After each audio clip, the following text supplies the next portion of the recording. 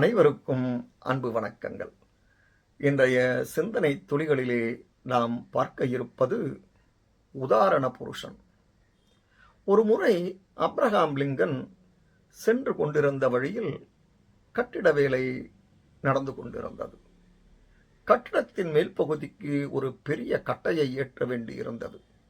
அங்கிருந்த மேலாளர் அவருக்கு கீழே வேலை செய்த 9 பேரையும் சத்தமாக கத்தி சத்தம் போட்டு அக்கட்டையை மேலே ஏற்றுமாறு ஆணை பிறப்பித்துக் கொண்டிருந்தார்.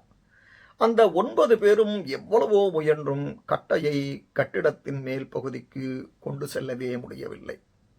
அப்ரஹாம் லிங்கன் இதை பார்த்து கொண்டிருந்தார். இன்னும் ஒருவர் உதவி செய்தால் அக்கட்டையை கட்டிடத்தின் மேல் பகுதிக்கு எடுத்துச் சென்று விடலாம் என்று தெரிந்து கொண்டார். அந்த மேலாளர் அவர்களுக்கு உதவுவதாக தெரியவே இல்லை. எனவே அப்ரஹாம் லிங்கன் அங்கு சென்று 9 பேருடன் 10வது ஆளாக சேர்ந்து கொண்டு கட்டையை மேல் பகுதிக்கு கொண்டு சேர்த்தார். அங்கிருந்தவர்கள் அவருக்கு நன்றி கூற அவர் யார் என்று கேட்டனர். அப்ரஹாம் லிங்கன் அவர்களிடம் ஏதேனும் உதவி தேவை என்றால் குடியரசு மாளிகைக்கு சொல்லி அனுப்புங்கள், நான் இந்த நாட்டின் குடியரசுத் தலைவர் என்றார். இந்த பதிவு பயனுடையதாக இருப்பின் ஷேர் பண்ணுங்கள். நன்றி, வணக்கம்.